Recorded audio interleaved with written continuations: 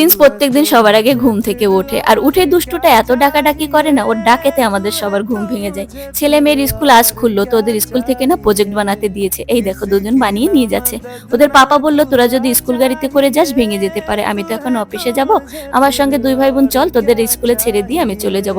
ওদের যাওয়া দেখে প্রিন্স বুঝতে পেরে দেখো এক ছুটে চলে এসেছে, দাঁড়িয়ে দাঁড়িয়ে দেখছে। তো গায়ে চান দান করে পুজো দিয়ে চলে এলাম রান্না করতে।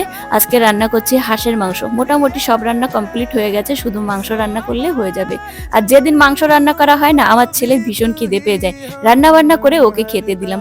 আজকে আমাদের রান্না হয়েছে ভাত, বাঁধাকপির মুড়িঘণ্ট, হাঁসের মাংস। গাইস কি বলবো তোমাদের, সত্যি কথা বলতে কি হাঁসের মাংস আমার ভীষণ প্রিয়, খুব ভালো লাগে। তোমরা যারা খেয়েছো তোমরা নিশ্চয়ই জানো কতটা টেস্টি।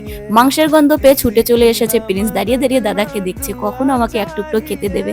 তো চলো গাইস, আমার বাবা খেতে থাক, ততক্ষণ তোমরা আমার চ্যানেলটি সাবস্ক্রাইব করে নাও, আর অবশ্যই কমেন্টে জানিও কেমন লাগলো ভিডিওটি। সবাই ভালো থেকো, বাই বাই।